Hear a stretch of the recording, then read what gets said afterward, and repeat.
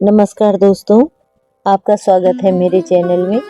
प्रस्तुत है जयशंकर प्रसाद जी द्वारा लिखी हुई कहानी हिमालय का पथिक। गिरिपंथ में हिम वर्षा हो रही है। इस समय तुम कैसे यहाँ पहुँचे?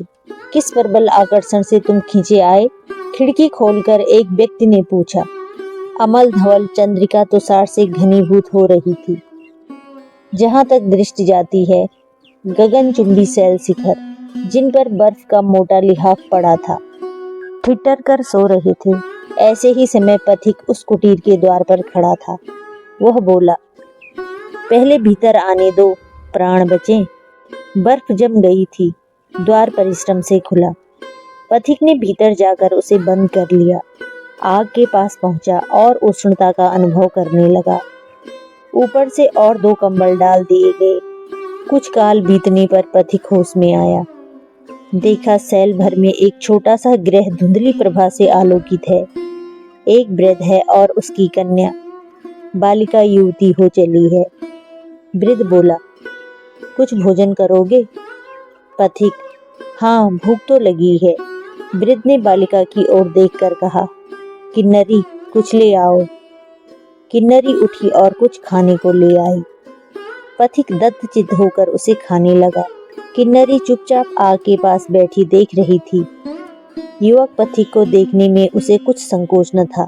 पथिक भोजन कर लेने के बाद घूमा और देखा, किन्नरी सचमुच हिमालय की किन्नरी है। ऊनी लंबा कुर्ता पहने हैं। खुले हुए बाल एक कपड़े से कसे हैं, जो सिर के चारों ओर टोप के समान बंधा है। कानों में 2 बड़े बड़े फिरोजे लटकते हैं। सौंदर्य है जैसे हिमानी मंडित उपत्यका में वसंत की फूली हुई वल्लरी पर मध्याह्न का आतप अपनी सुखद कांति बरसा रहा हो। हृदय को चिकना कर देने वाला रोखा यौवन प्रत्येक अंग में लालिमा की लहर उत्पन्न कर रहा है। पथिक देखकर भी अनिच्छा से सिर झुकाकर सोचने लगा। वृद्ध ने पूछा, कहो, तुम्हारी आगमन कैसे हुआ? पथिक, निरुद्देश्य घूम रहा हूँ। कभी राजमार्ग, कभी खड्ड, कभी सिंधु तट और कभी गिरिपथ देखता फिरता हूँ। आंखों की तृष्णा मुझे बुझती नहीं दिखाई देती। यह सब क्यों देखना चाहता हूँ, कह नहीं सकता। तब भी भ्रमण कर रहे हो? पथिक, हाँ, अब की इच्छा है कि हिमालय में ही विचरण करूं, इसी के सामने दूर तक चला जाऊं। वृद्ध, तुम्हारे माता पिता हैं? पथिक, नहीं। किन्नरी, तभी तुम घूमते हो। मुझे तो पिताजी थोड़ी दूर भी नहीं जाने देते। वह हंसने लगी। वृद्ध ने उसकी पीठ पर हाथ रखकर कहा, बड़ी पगली है। किन्नरी खिलखिला उठी। पथिक, अपरिचित देशों में एक संत रमना और फिर चल देना। मन के समान चंचल हो रहा हो, जैसे पैरों के नीचे चिंगारी हो। किन्नरी, हम लोग तो कहीं जाते नहीं, सबसे अपरिचित हैं, कोई नहीं जानता, न कोई यहाँ आता है। हिमालय की निर्जर शिखर श्रेणी और बर्फ की झड़ी, कस्तूरी मृग और बर्फ के चूहे, यही मेरे स्वजन हैं। वृद्ध, क्यों री किन्नरी, मैं कौन हूँ? किन्नरी, तुम्हारा तो कोई नया परिचय नहीं है, वही मेरे पुराने बाबा बने हो। वृद्ध सोचने लगा। पथिक हंसने लगा। किन्नरी अप्रतिभ हो गई। वृद्ध गंभीर होकर कंबल ओढ़ने लगा। पथिक को उस कुटी में रहते कई दिन हो गए। न जाने किस बंधन ने उसे यात्रा से वंचित कर दिया है। पर्यटक युवक आलसी बनकर चुपचाप खुली धूप में बहुधा देवदारों की लंबी छाया में बैठा हिमालय खंड की निर्जन कमनीयता की ओर एकटक देखा करता है। जब कभी अचानक आकर किन्नरी उसका कंधा पकड़कर हिला लेती है, तो उसके तुषार तुल्य हृदय में बिजली सी दौड़ जाती है। किन्नरी हंसने लगती है, जैसे बर्फ गल जाने पर लता के फूल निखर आते हैं। एक दिन पथिक ने कहा, कल मैं जाऊंगा। किन्नरी ने पूछा, किधर? पथिक ने हिमगिरी की ऊंची चोटी दिखलाते हुए कहा, उधर, जहाँ कोई न गया हो।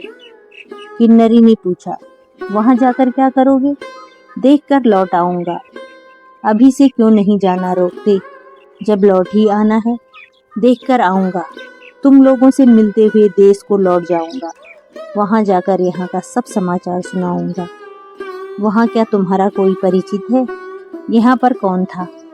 चले जाने में तुमको कुछ कष्ट नहीं होगा? कुछ नहीं। हाँ, एक बार जिनका स्मरण होगा, उनके लिए जी कचोटेगा। परंतु ऐसे कितने ही हैं, कितने होंगे, बहुत से, जिनके यहाँ 2 घड़ी से लेकर 2-4 दिन तक आश्रय ले चुका हूँ। उन दयालुओं की कृतज्ञता से विमुख नहीं होता। मेरी इच्छा होती है कि उस शिखर तक मैं भी तुम्हारे साथ चलकर देखूं, बाबा से पूछ लूं। ना, ऐसा मत करना। पथिक ने देखा, बर्फ की चट्टान पर श्यामल दूर्वा उगने लगी है। मतवाले हाथी के पैर में फूली हुई लता लिपटकर सांकल बनना चाहती है। वह उठकर फूल बिनने लगा। एक माला बनाई, फिर किन्नरी के सिर का बंधन खोलकर वही माला अटका दी। किन्नरी के मुख पर कोई भाव न था, वह चुपचाप थी। किसी ने पुकारा, किन्नरी। दोनों ने घूमकर देखा। वृद्ध का मुंह लाल था। उसने पूछा, पथिक, तुमने देवता का निर्माल्य दूषित करना चाहा, तुम्हारा दंड क्या है? पथिक ने गंभीर स्वर से कहा, निर्वासन। और भी कुछ? इससे विशेष तुम्हें अधिकार नहीं, क्योंकि तुम देवता नहीं। जो पाप की वास्तविकता समझ लो। और मैंने देवता के निर्माल्य को और भी पवित्र बनाया है। उसे प्रेम के गंगा जल से सुरभित कर दिया है। उसे तुम देवता को अर्पण कर सकते हो। इतना कहकर पथिक उठा और गिरिपथ से जाने लगा। वृद्ध ने पुकार कर कहा, तुम कहाँ जाओगे? वह सामने भयानक शिखर है। पथिक ने लौटकर खड्ड में उतरना चाहा। किन्नरी पुकारती हुई दौड़ी, हाँ, मत उतरना, नहीं तो प्राण न बचेंगे। पथिक एक क्षण के लिए रुक गया। किन्नरी ने वृद्ध से घूमकर पूछा, बाबा, क्या यह देवता नहीं है? वृद्ध कुछ कह न सका। किन्नरी और आगे बढ़ी। उसी क्षण एक लाल धुंधली आंधी के सदृश बादल दिखाई पड़ा। किन्नरी और पथिक गिरिपथ से चढ़ रहे थे। वे अब 2 श्याम बिंदु की तरह वृद्ध की आंखों में दिखाई देते थे।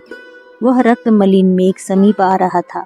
वृद्ध कुटीर की ओर पुकारता हुआ चला, दोनों लौट आओ, खूनी बर्फ आ रही है। परंतु जब पुकारना था तब वह चुप रहा। अब वे सुन नहीं सकते थे। दूसरे ही क्षण खूनी बर्फ वृद्ध उन तीनों के बीच में थी। कहानी यहीं पर समाप्त होती है। फिर मिलते हैं अगली कहानी में।